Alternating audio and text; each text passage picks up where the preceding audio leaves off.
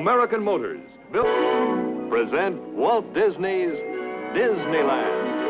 And you wish upon a star, makes no difference who you are. Each week as you enter this timeless land, one of these many worlds will open to you. Tomorrowland, promise of things to come. Fantasyland, the happiest kingdom of them all. Frontierland, tall tales and true from the legendary past. Adventureland, the wonder world of nature's own realm. Presenting this week from Adventureland, Survival in Nature.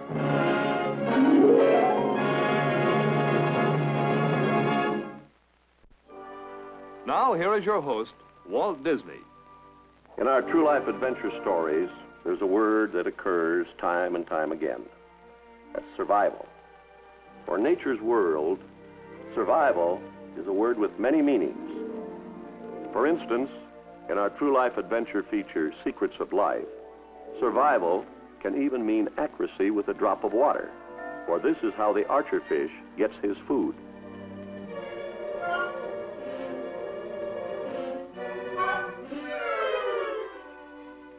In African Lion, another true life adventure feature, survival oftentimes lies in flight. This is true of the African antelopes, like the Thompson gazelle, the eland, and the impala.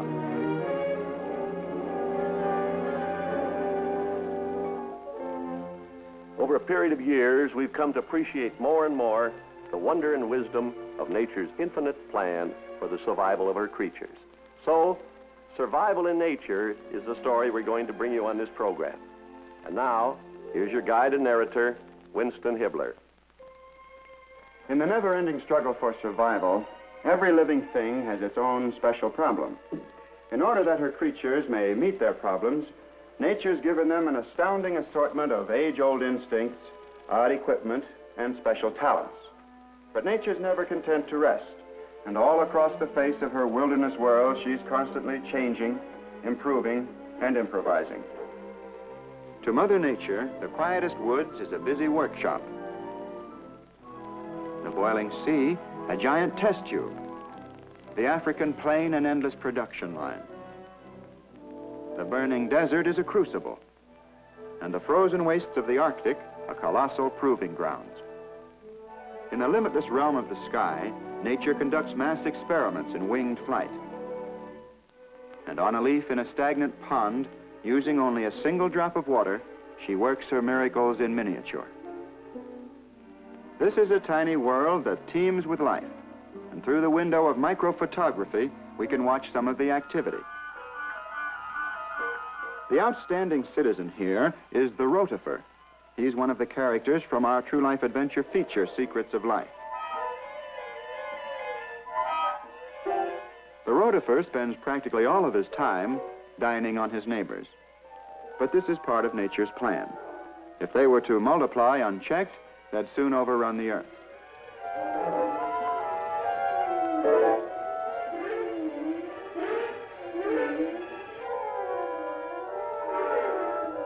The rotifer is smaller than a fleck of dust, too small for the naked eye to see. Yet it has the beginning of a brain, a mouth, a stomach, an egg sac holding thousands of eggs, and a single retractable foot. Although the rotifer's appetite never seems to change, it does have a pliable personality. One moment it's short and fat, and the next long and thin. But oddest of all, the rotifer carries in its mouth two sets of revolving brushes, making it nature's own version of the vacuum cleaner.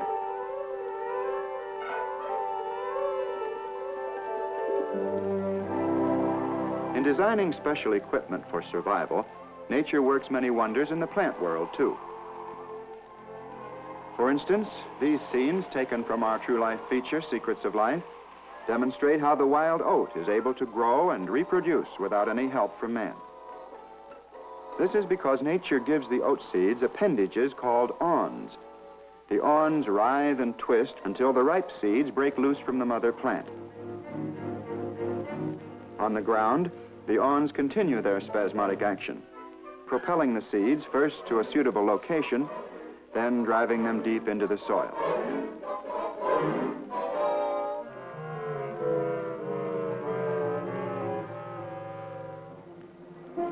Most flowering plants, including many species of cactus, reproduce by pollination, and most of them need a touch of sun to bring forth their blossoms. But the night-blooming cereus has a fragile flower that will flourish only during the cool hours of darkness.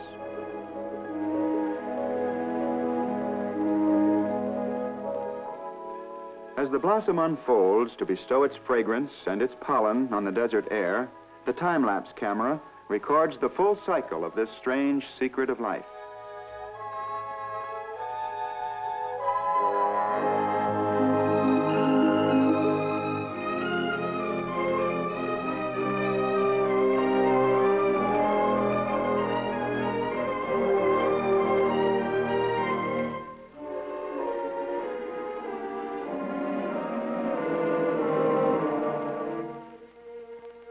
Down among the weeds and the wildflowers, nature has devised many curious patterns for the survival of her insects.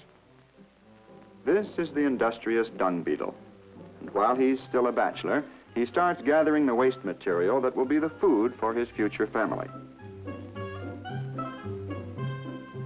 Whenever the supply gets too big to handle, the dung beetle starts cutting corners, for nature's taught him that it's a lot easier to roll a round object than drag a square one.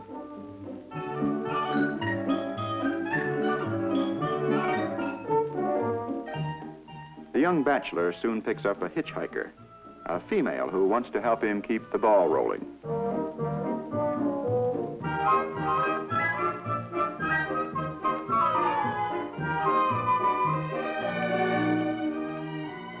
Courtship is carried out along the way, and after her head-over-heels romance, the female will lay a single egg within the ball, and these humble dung beetles will have done their part to ensure the survival of the species.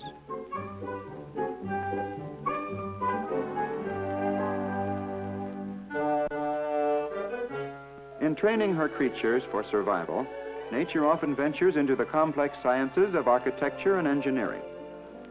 Some of the most accomplished construction engineers are the tent caterpillars who spin their houses from silk. The caterpillars live on a diet of green leaves and so must move about from one tree to another. To help them pass safely over rough and dangerous ground, nature has taught them to lay out an elaborate system of webs, an elevated superhighway, complete with intricate underpasses and cloverleaf crossovers.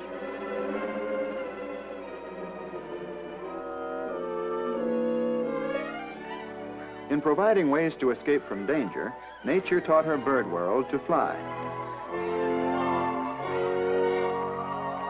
Yet there must have been a time when nature herself wondered if she'd ever get some of her birds off the ground.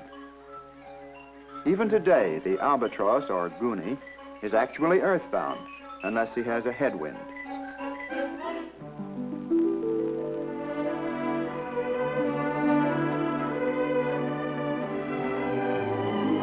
Each separate flight is such a spectacular event, it attracts attention all over Goonie Land.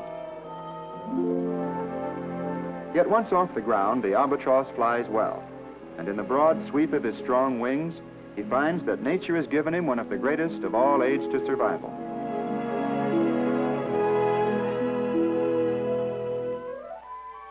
Here's another flyer, however, that really can't fly at all, the flying squirrel.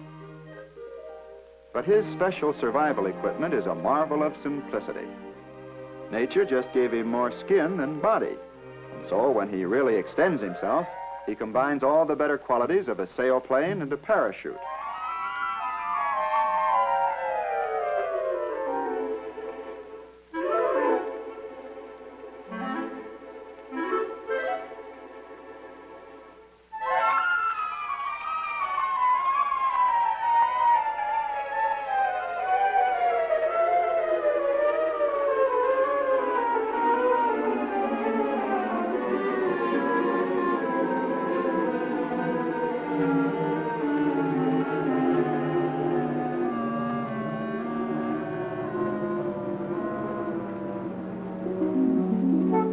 flying squirrel feeds on insects.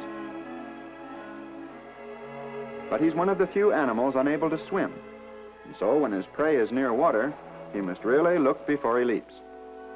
He carefully lines up his target, corrects for windage, and it's very seldom this furry missile misses.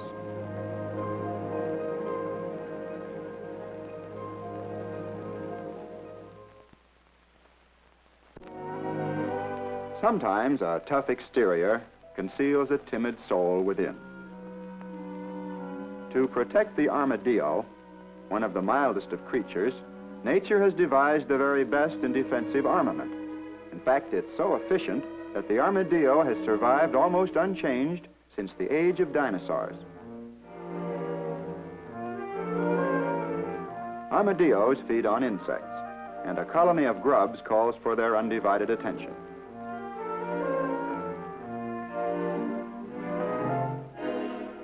To a hungry coyote on the prowl, this looks like a golden opportunity. There's a square meal in this family circle, if he can just get at it.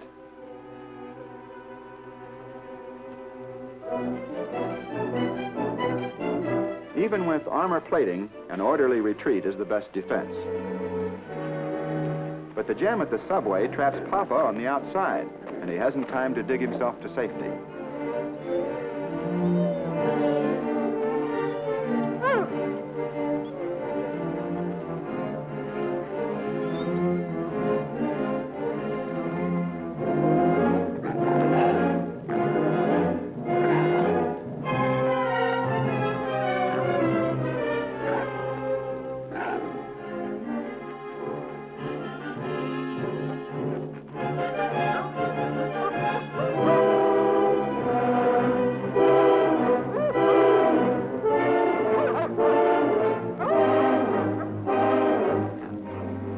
To the frustrated coyote, this is rather like attacking an old Gladstone bag. Yet the coyote's sharp teeth can dent even the toughest leather.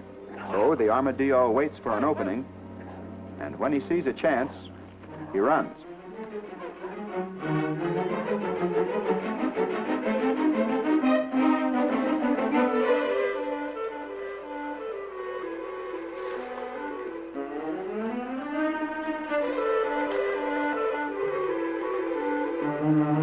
The coyote's puzzled, but persistent. He'll head him off above the falls. But rough water doesn't faze the armadillo. His shell serves as a leather bumper, and his intestines are actually inflatable. So he merely swallows great quantities of air and becomes buoyant.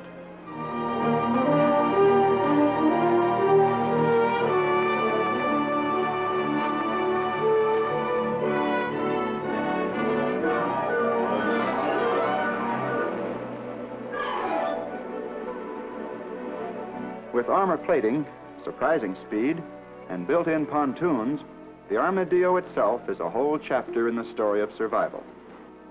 Faced with such a combination of equipment, the coyote grudgingly concedes defeat.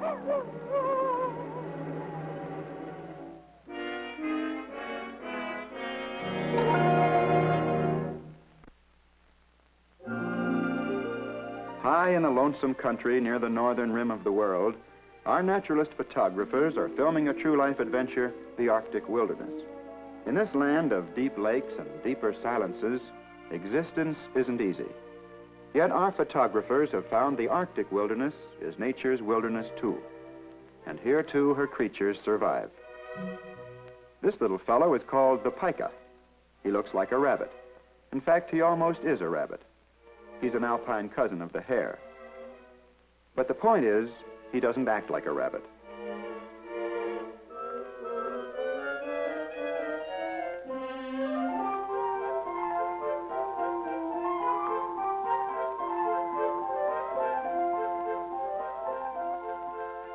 In the pika's tiny body, nature has concentrated a wealth of age-old instincts, and they emerge as a unique behavior pattern designed for survival. The pika is a harvester. His crops are twigs and leaves, ferns and grass. Throughout the short summer growing season, everything green he gathers. A Of course, every good farmer knows that hay must be dry before it's stored. So the piker cures his harvest in the sun outside his cave. He's much too busy for social life, just an occasional chat with his neighbor. How about the crops and the weather? This time, the forecast is for increasing high cloudiness, followed by snow. Now, there's a last-minute flurry of activity as the food from the late harvest is carried into the piker's tiny underground hayloft.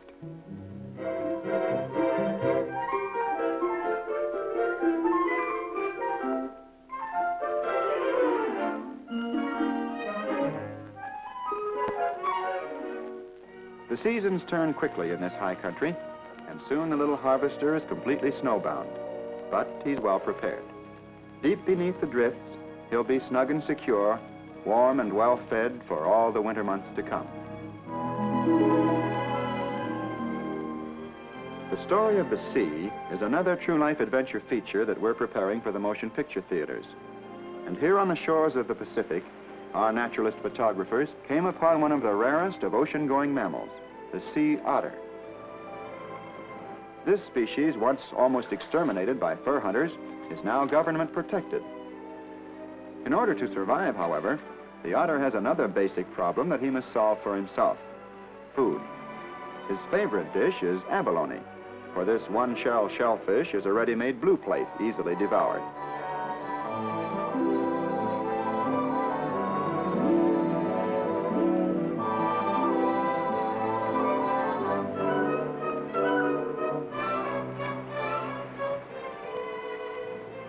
But whenever he must dine on oysters and mussels, he finds them double locked against even his powerful jaws. But here again, nature provides the key by teaching the otter a simple but effective trick.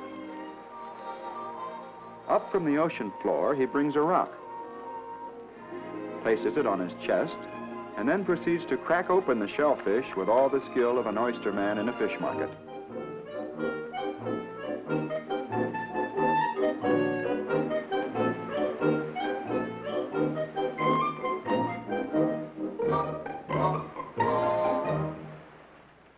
His meal over, the otter settles down for a nap, while the seagulls move in to clear the scraps from his dining room. And so throughout her many realms, nature works unceasingly, forging the tools for survival. But how she's equipped her creatures to find their daily food and escape from their predators is only the first chapter in our story of survival in nature.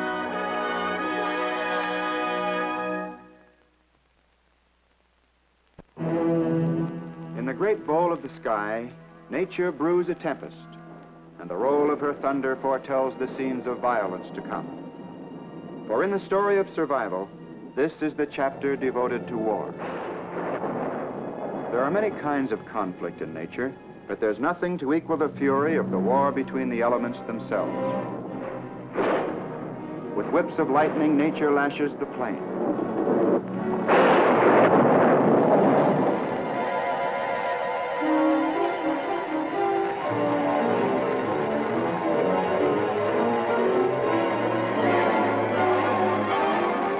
When the rains come to cool the earth, it's only an interlude, for the shower soon turns to a cloudburst, and the cloudburst to catastrophe. Now earth and water are the adversaries, as the raging flood carves a new face on the land.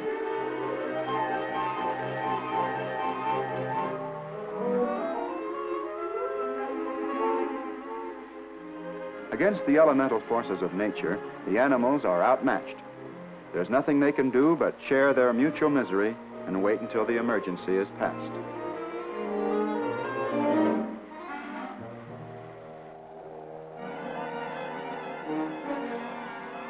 Always working on a grand scale, nature has another potent tool for creating chaos among her creatures: the desert sandstorm.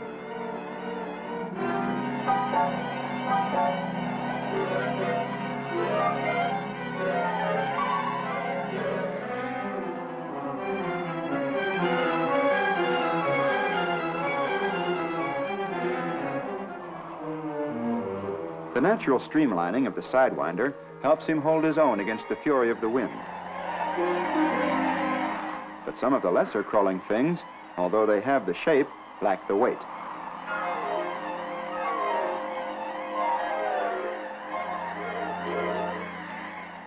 A family of pocket mice. Mother makes a run for it, home and safety. Quick to follow her lead are babies number 1 and 2. But baby number 3 waits too long. He loses mother's scent. Now he's blind and helpless. And if he should be buried alive by the flying sand, he's much too young and weak to dig himself out again. But luck is with him. By sheer chance, he stumbles over the right hill and finds the burrow.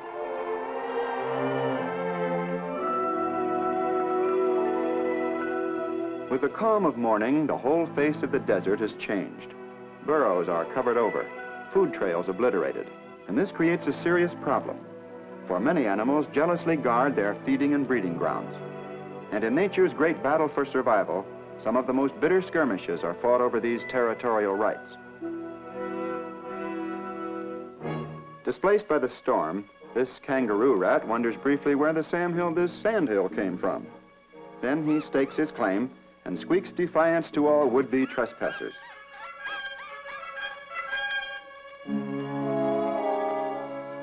He doesn't have long to wait for a claim jumper.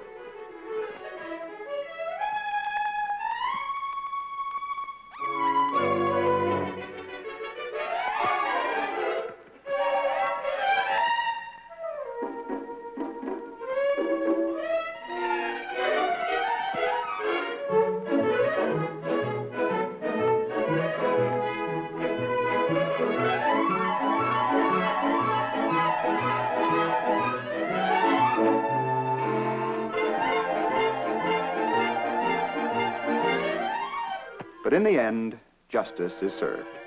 The first comer holds his own, and the loser, if he can't have a home on the hill, will settle for a flat in the basement. But he only succeeds in digging up more trouble. The cellar, it seems, was already occupied.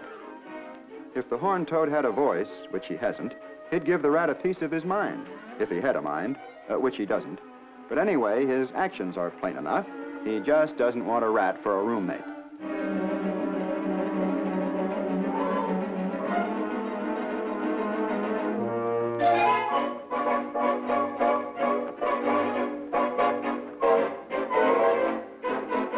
By now, the rat realizes he never should have brought the matter up in the first place. And so he covers up his mistake and puts an end to the argument.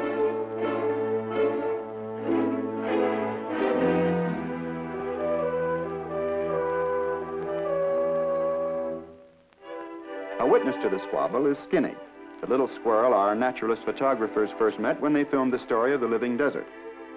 In this matter of territorial rights, Skinny is about to discover that he too has a problem.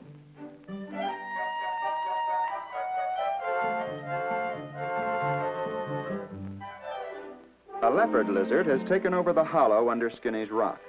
The shady spot is Skinny's favorite napping place, where he takes his noonday siesta. But to the lizard, shade is a matter of life or death, for he's a cold-blooded animal and would soon die under the direct rays of the sun. And so to the lizard, at least, this is more than a skirmish over territorial rights. This is an all-out fight for life.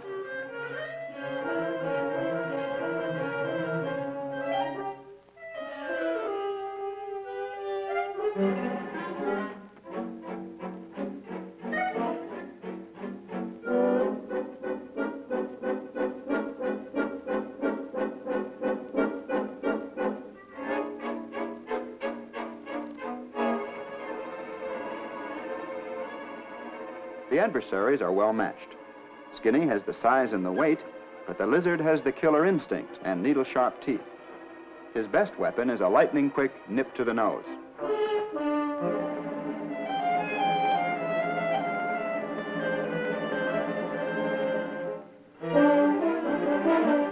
Skinny, on the other hand, excels at the infighting.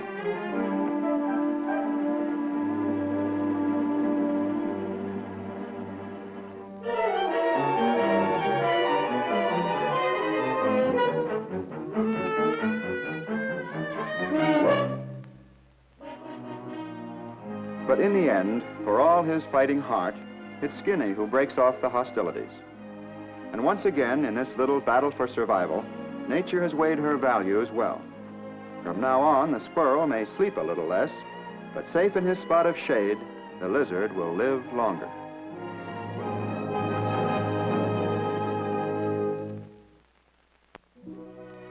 Conflict over territorial rights is by no means confined to the smaller animals. The bigger animals just have bigger battles.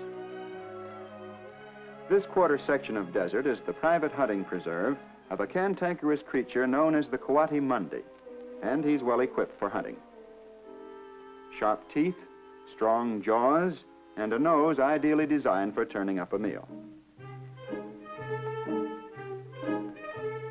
What's more, this self-appointed game warden is omnivorous, which simply means you name it, he'll eat it.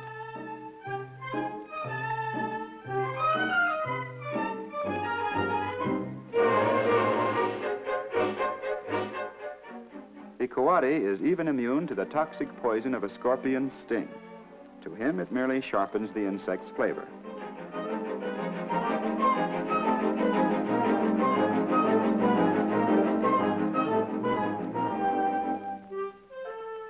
There is one desert dweller that the coati leaves strictly alone, the rattlesnake.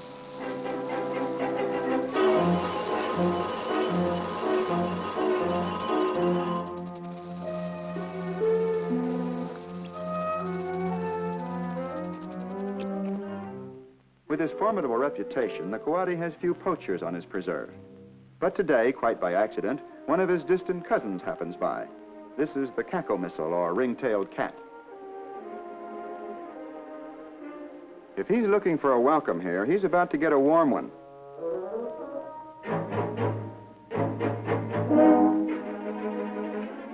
The little cat finds temporary safety in a hollow saguaro log.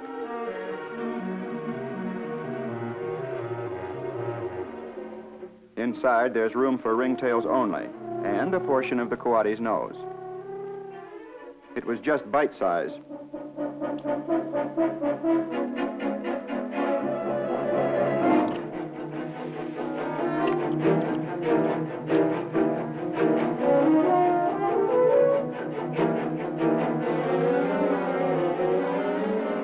The ringtail would like to quit while he's ahead, but the coati's pride, as well as his nose, has been wounded, and he wants a taste of revenge.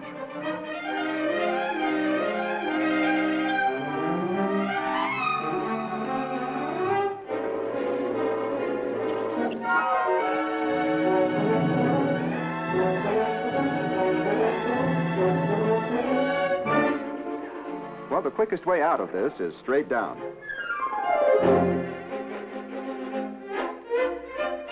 The coati's not so nimble. He takes the stairs.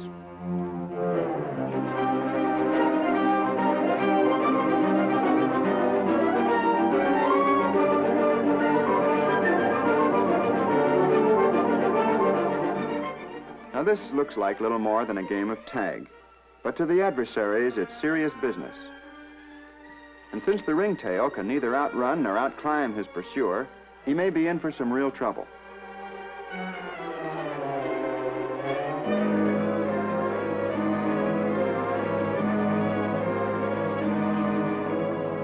But the whims of nature are unpredictable, and so is her sense of humor. In fact, this time, she even lets the underdog, or rather the undercat, deliver the finishing stroke, a decisive nip to his enemy's snout. Well, twice is once too many. The coati would rather lose all of his realm than even a small part of his precious nose.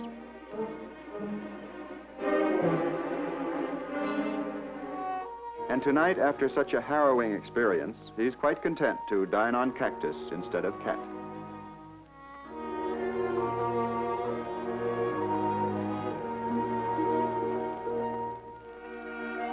In the battle for survival, another cause for conflict is the endless search for food. Oftentimes, the adversaries are greatly overmatched. In this case, one defenseless garter snake against a team of roadrunners.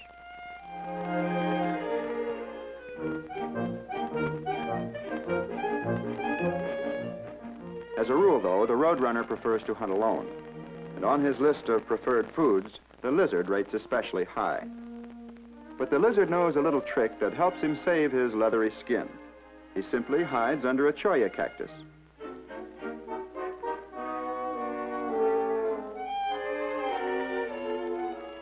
His tough hide protects him from the sharp spines, but when the unwary bird tries to kick him loose, he gets a thorn in his foot, a sharp reminder that nature provides for all her species.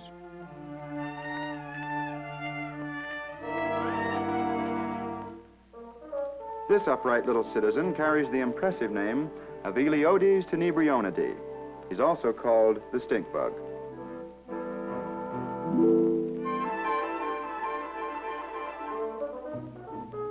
Whenever he appears on the scene, most of the other desert dwellers suddenly remember they have business elsewhere. The vapor of a stink bug is extra vile, and a curious kangaroo rat gets it full blast. It's an overpowering experience. The odor won't even scrape off.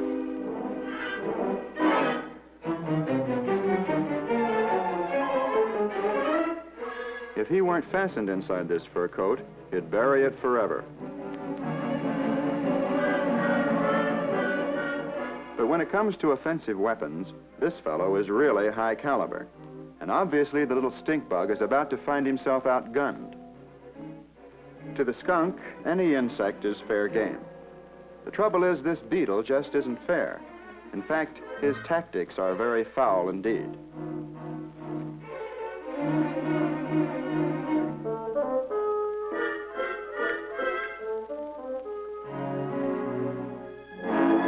In the great battle for survival, lighter moments and little skirmishes are rare indeed.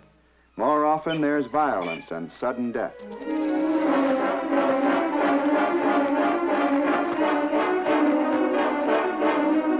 For the need to survive is the need for food. And so everywhere in nature, the hunted and the hunter is a ruthless and recurring drama.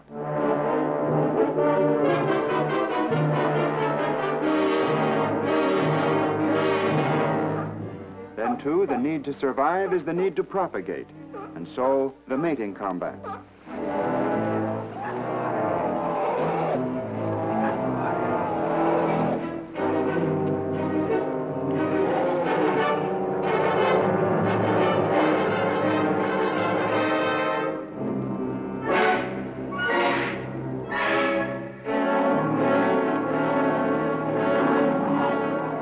In our story of survival, these surging battles on the mating grounds lead us to the young in nature, the third and final chapter.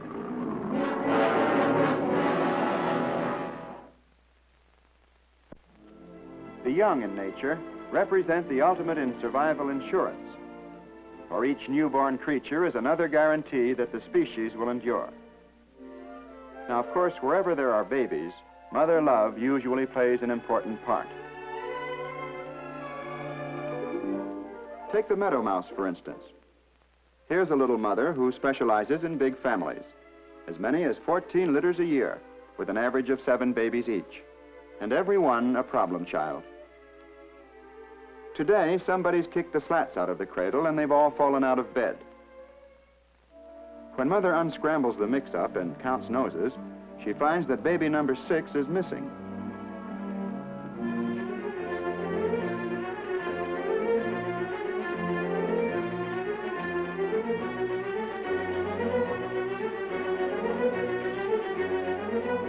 She looks everywhere. She even checks under the mattress. But, as it turns out, number 6 was there all the time, and proves it by falling out of bed again.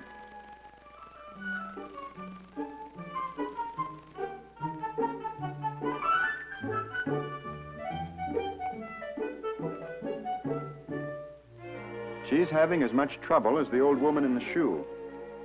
And there's more on the way in the form of Daddy Mouse. At this stage of domestic affairs, he has no place in the household.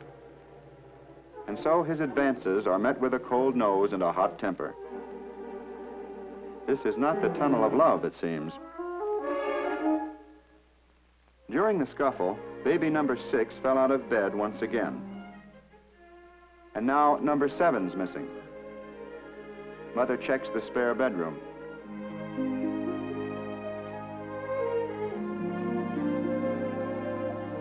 Then she tucks number 6 in once more and finds number 7 is toddled upstairs.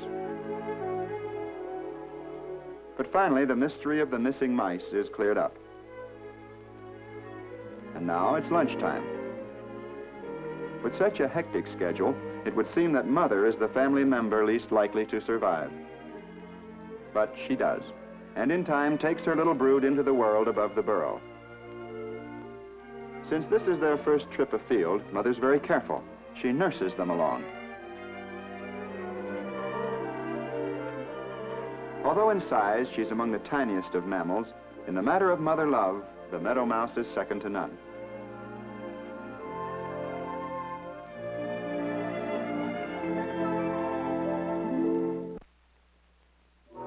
In preparing another true life adventure about the islands of the sea, our photographers came upon the tiny remote Falkland Islands that lie in the South Atlantic. And here they found the Gentoo penguin.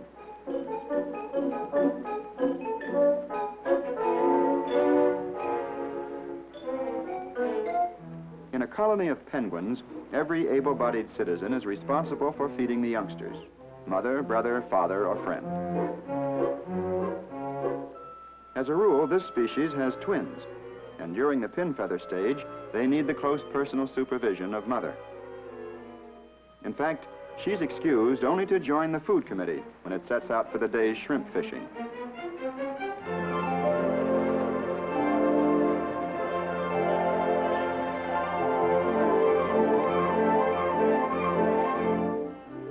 In their extra-large stomachs, the feathered anglers will bring back enough food for all the small fry, which includes these teenagers, almost full-grown, but still too young to brave the dangers of the deep.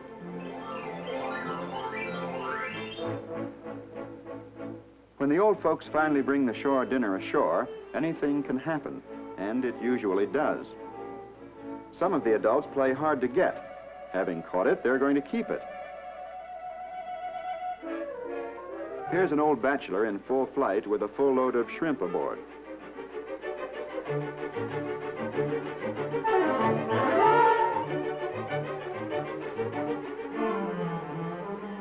Still, youth must be served, and at last the old-timer gives out, gives in, and gives up. And whatever it was he mixed with that shrimp cocktail, it was plenty potent.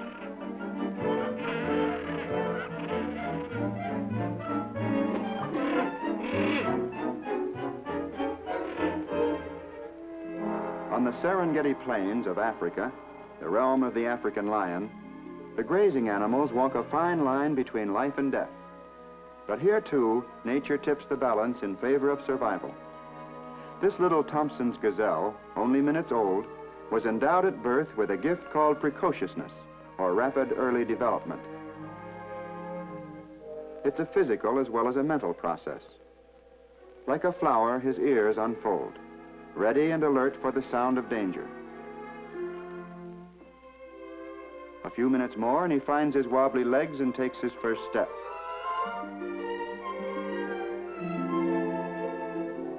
But just walking isn't good enough. To survive in lion country, you must run. And as soon as he gets his legs working as good as his tail, his problem will be solved.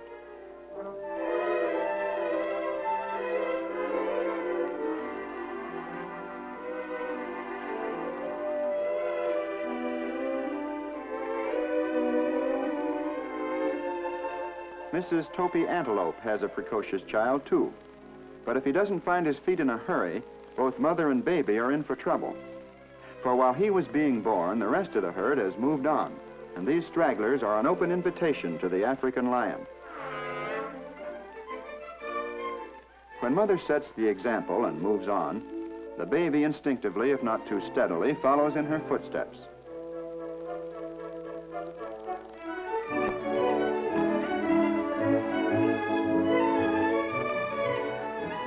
By the time they catch up with the rest of the herd, the miracle of precociousness has given the youngster strength.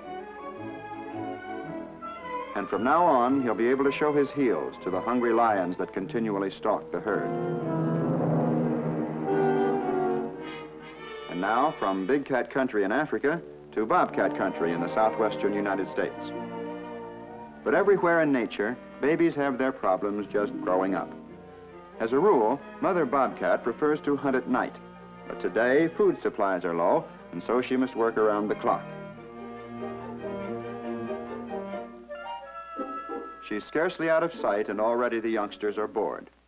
After all, it's a bright, wonderful world outside, and even kittens get tired of catnapping.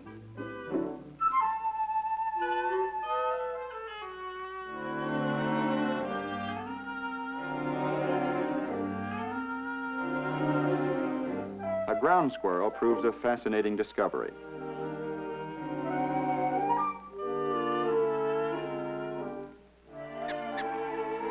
Later on, when the bobcats are grown, this little rodent will be one of the main items in their diet. But right now, he has nothing to worry about. For it's a paradox that almost all of the young in nature are harmless to each other.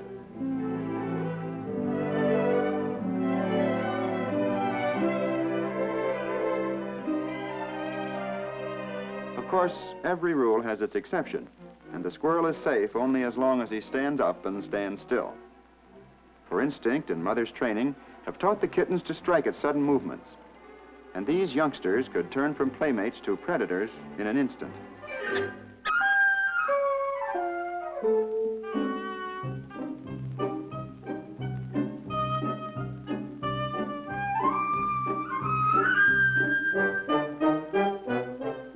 But nothing can hold a baby's attention for long. Besides, brothers found something even more fascinating. To the kittens, the bull snake appears to be just a tail. And of course, everyone knows tails are made to be cuffed.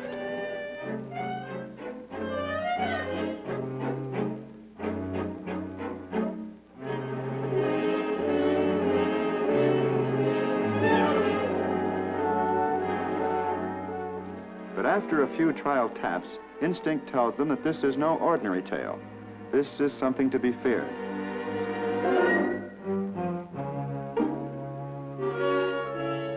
Now they strike viciously with claws bared. And so the kittens have learned a basic rule for survival. Always strike first and strike hard.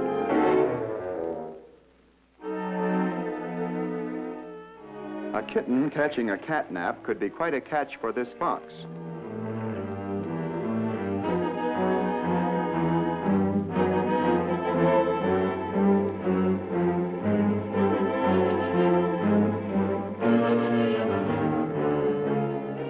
Although he's small, the fox is deadly, more than a match for both the youngsters. But right in the nick of time, help appears from an unexpected quarter. Now, the spotted skunk isn't really a good neighbor. He's just a local sport who enjoys a fox chase now and then.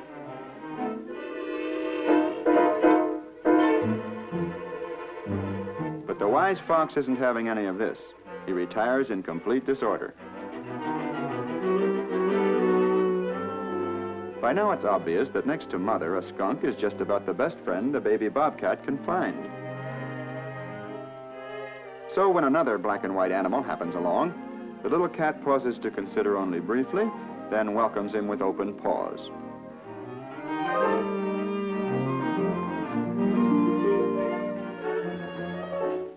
But it soon turns out that the newcomer is decidedly antisocial. For a few moments, the little cat gives a good account of himself. But the skunk has the superior weapon. And once he shoots the works, the bobcat has no defense.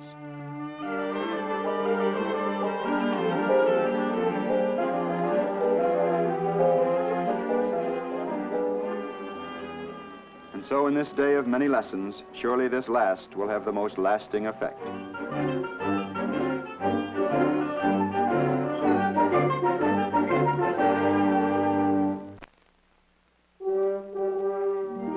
High in the Uinta Mountains of Utah, we found the ideal setting for our new feature-length true-life adventure fantasy, Perry, the story of a squirrel. This dense mountain forest shelters a wide variety of birds and animals, and many species play out their true-life roles in our motion picture. In the Perry story, the raccoon's part is a minor one. But in nature, all animals are equally important. And to the baby raccoons, mother is certainly the leading character in their lives. Right now, she's putting the youngsters back in their proper place. They've been caught peering out the front door. Risky business. for this penthouse apartment is in a very rough neighborhood. As a matter of fact, here comes a troublemaker now. Mrs. Raccoon sees the danger and prepares to meet it, for she knows that the marten is a vicious killer, small in size, but a big threat to the survival of her young.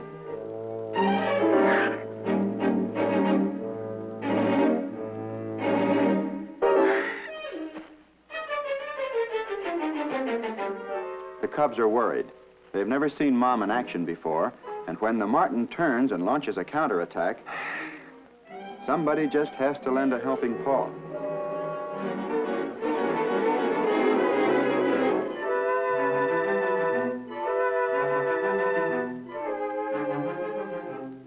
Mother, of course, is well able to take care of herself. But how about her hapless helper? Who's to help him? Not the twins.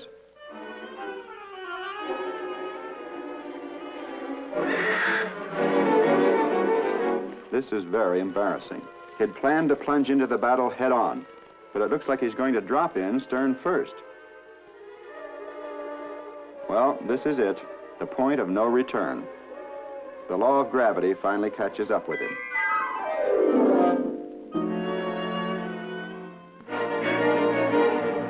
Fortunately, about this time, Mother also catches up with the marten, and the little killer calls it quits.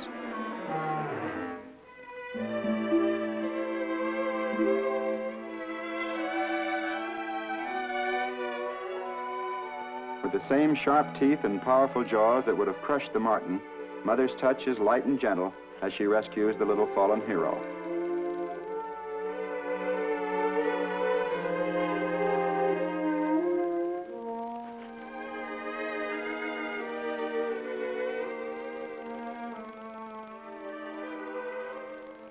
Part fury and ferocity, part tenderness and devotion.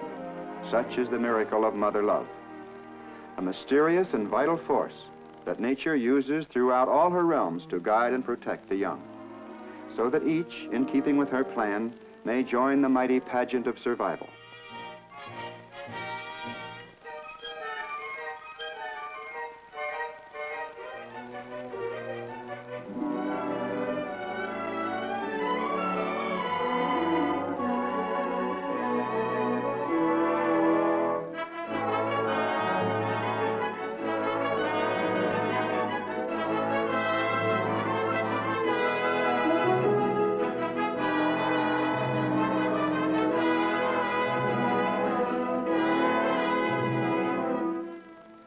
With these young in nature, our story of survival comes to a close.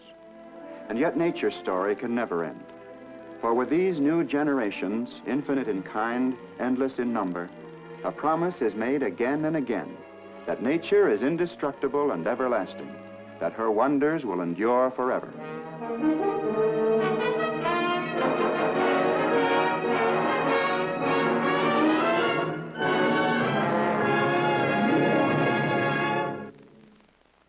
Next week's show will come to you from Fantasyland. Now, here are a few of the highlights. Next week, from Fantasyland, Walt Disney brings you the Goofy Sports Story. The hilarious saga of Goofy, rampaging through the world of sports.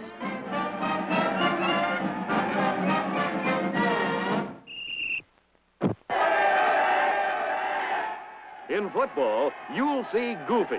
That great All-American star, triple threat scat back. Look at him go. They can't touch him. He can really carry the mail, that boy. Look at that open field run. Look at that straight arm. He's away, and he's over for a touchdown. Well, it isn't often you see this happen. 105 yards to a touchdown on the opening kickoff. Now here's the try for the extra point, and the kick is good. And the score is 7-0. In the gym, you'll learn the secret of Goofy sports prowess. Exercise, conditioning.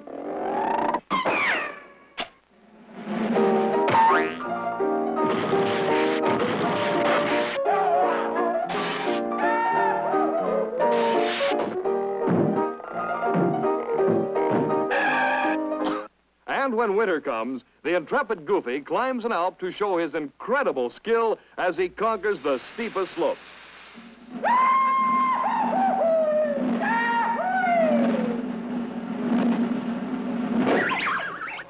It's World Series time. And who is the baseball hero of the hour?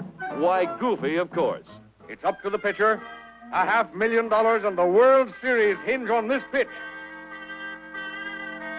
It's a terrific hit! Old Apple. The runner carries the first, and the crowd is going absolutely mad. It's a high fly to center field. The outfielder comes in fast. The runner tears around first base. Another man home, and the score is tied.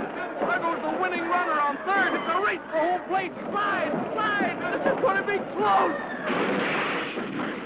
You see, what do you see, Bob? What do you see? Yes, Goofy, our all-round athletic hero, carries high the precious flame of sportsmanship in the Olympics, too.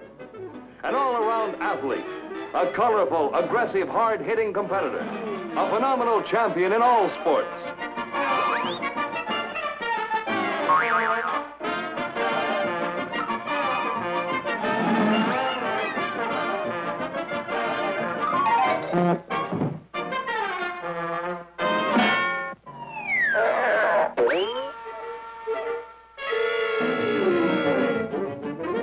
Next week, from Fantasyland, laugh and thrill with Goofy in The Goofy Sports Story.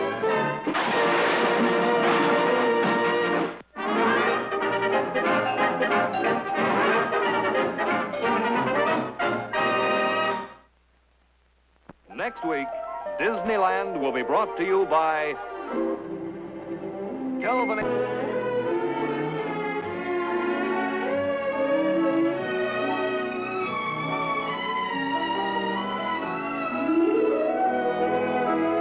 Fantasia is coming your way.